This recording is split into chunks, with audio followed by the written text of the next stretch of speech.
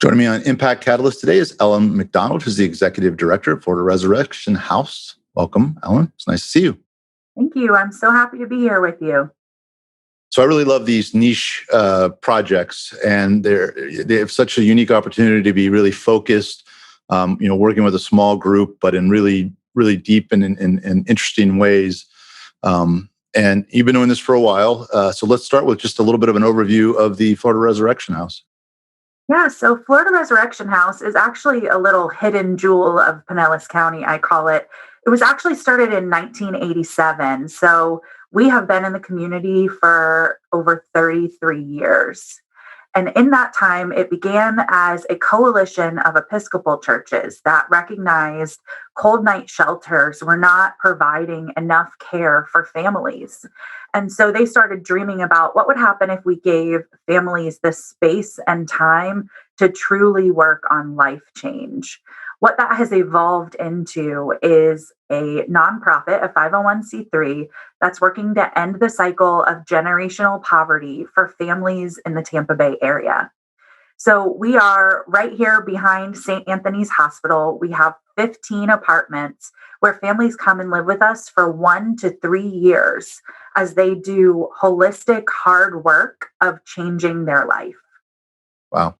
So with that 1 to 3 year cycle, which is such a long cycle, and with just having the limited space, it must be a pretty rigorous selection process to figure out who gets the benefit of that. How does that process work?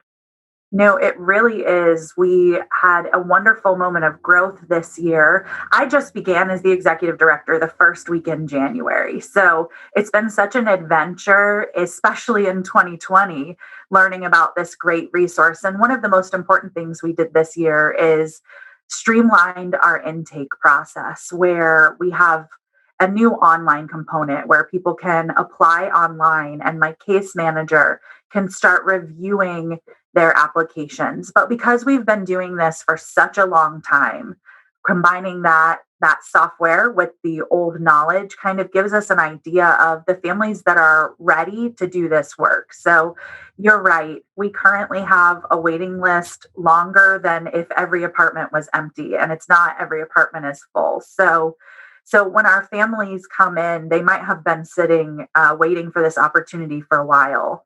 They keep in contact with our case manager. She gives them recommendations of goals to be working on. So some of it is which of our families in the time that have been on the waiting list have worked through some goals that are achievable even when they are not here, like accessing other service partners and connecting with 211. We also look for families who have a goal in mind for their career and their education. 100% of our participants, when they live here, are engaging in career and educational training. That's great. And so let's dig into that a little bit more, because you use the word permanent change. You talk about breaking cycles. You do have this 1 to 3 year investment and collaboration or partnership with the families. So what are sort of the elements that you feel or you have found to be the most necessary to actually break the cycle? And then how do you keep those going even beyond those 3 years? Sure. Yeah. There's been so much that has changed over this year, but a lot of the basics remain the same.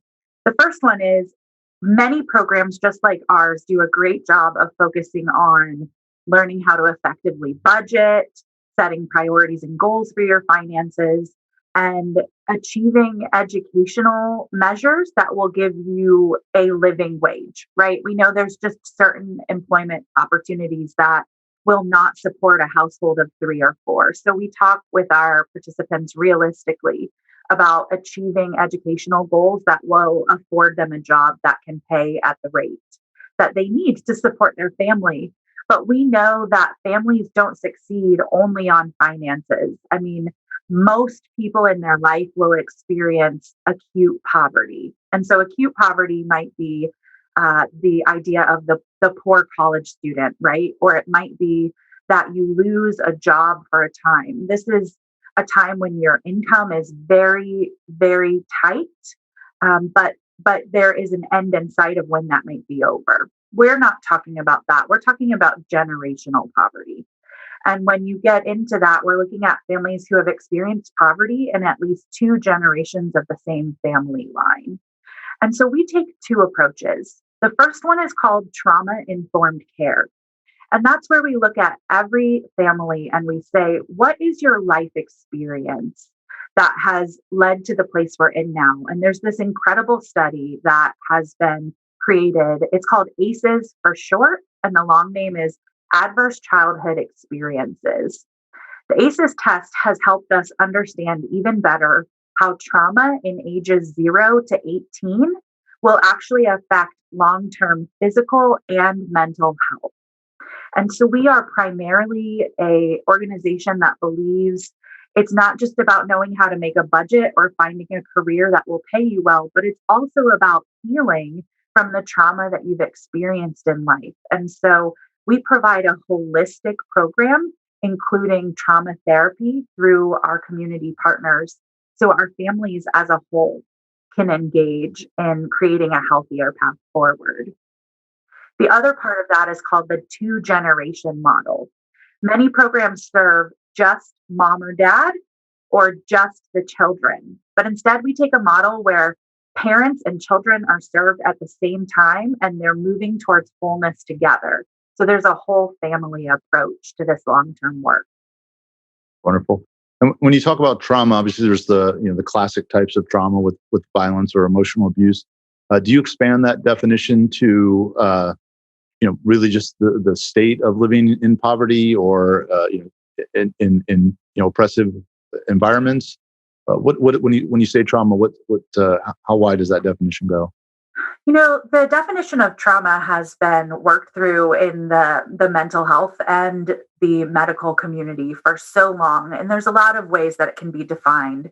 But the ACEs test actually defines it through a certain amount of questions. And there might be some things that they define as trauma in early life that a lot of us have experienced, like the divorce of your parents. That might be one. And then, you hit on others. Did you see violence in your household? Were there's obvious trauma indicators, right? Like there's the sexual or the physical or the verbal abuse. But then there's also other things like, did your family move around a lot? Did you lack stability? Did you experience a time when food was sparse? So there's absolutely the kind of trauma that experiencing poverty brings along. And then there's some that might be relatable to all of us, like divorce or separation or a death, right? A parent dies or a grandparent. So when you think about, or at least I think about sometimes programs as either trying to get from, sort of below zero, -1 to 0, and then some programs trying to get from 0 to 1. And that zero line is sort of relative to people's life experience because it may be some might think that just getting that first job is kind of getting from that -1 back up to 0 just in sort of standard living. But then you're also taking them. You're kind of doing both because you're saying just getting that job isn't enough. We're going to raise our expectations to this level of thriving that goes might be beyond your sort of internal baseline. And so is it a challenge to get people to expand their mindset and their expectations to these places that they may not have been exposed to? I think one of the most beautiful things I see happen in this program is that our participants, once they start feeling stability and safety, all of a sudden they start to dream again. I would say the majority of the people that move on our campus, they're already working really hard. They have employment. They're working probably more hours than you or I might, but it's just not enough money on a per hour basis to support a family. And so when you are spending all of your time working just to pay for food and shelter and maybe still not make it, it's really hard to dream about what you're capable of. And that's what starts happening. We usually see that magic happening around 6 months, where there has been enough stability and safety groundwork done that we start having discussions of what would it be like to get our degree? What would it be like to go to Pinellas Technical and receive a certification? And then even it's more fun around year two when we see these educational goals being achieved and they start realizing not only can I go to an interview, but I can ask for what I'm worth in that interview. And we just had a participant recently. She achieved her goal to become a licensed practical nurse this summer and went to her first interview and came back gleefully telling us that not only did she ask for what was being offered, but she asked for $3 an hour more than what was being offered, and it was accepted. Right. And so it's just this picture of I can do these things. I have the time and the space and the gift of being somebody who dreams again and achieves those dreams. That's wonderful. Well, it's great work. It's important work. Thank you for doing that. And again, I love the concentrated, being able to just put so much care into, the 15 families. That's really unique and neat. Final question is kind of a big one. You know, as you've been on the front line of working with these families, and especially in the intake process, and looking at all the families that could benefit from being part of the Florida Resurrection House, can you sort of, if you had to sort of describe what you see as the biggest limiting factor or downward pressure on just generally the demographic of folks that you're working with from rising up, how would you articulate that? I would say every family is unique. Mhm. What we have learned in the work we do is the path from poverty to thriving. It's not a straight line and it's not the same one for every family. Now, there are some general buckets that we see that really have to be filled before we start achieving self sufficiency. I would say access to higher education is such a limiting factor for so many of our families. And it is incredible as they live on our campus. St. Petersburg College and Pinellas Technical gives access to education at low or reduced rates.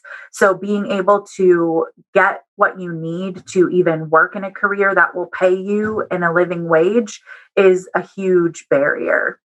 Another one is really this sense of trauma.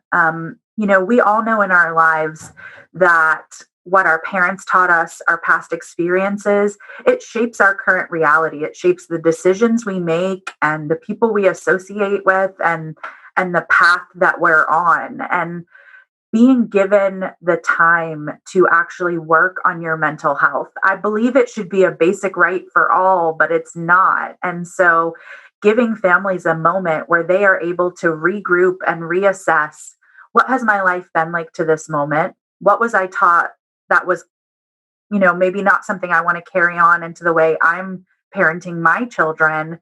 It really creates a new pathway. I see children on my campus expressing their emotions so articulately that their parents when they first moved in weren't even doing themselves. And so seeing the evolution in the children really shows me that dealing with learning about boundaries, learning about how to handle our emotions, learning what it means to be a whole person, not just somebody who goes to work, but somebody that lives an entire life, is really the biggest change I see. And I believe it's what creates the permanent self sufficiency.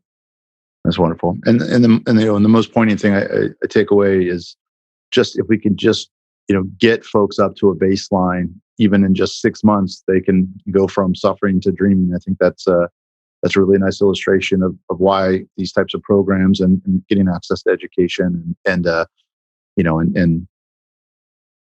all the good work that organizations are doing are really worth it, because the transition can be that quick and successful. Absolutely. I think so often nonprofits are reporting on numbers of people served, and in that arena we're probably never going to be the big winners, right? Like we're dealing with small numbers at a time. But part of that means that the families here are given such a unique chance to assess their entire lives. There's these moments where kids get to be kids again, and parents get to have a supportive community of people around them that are going through the same thing and that are seeking the same goals in life.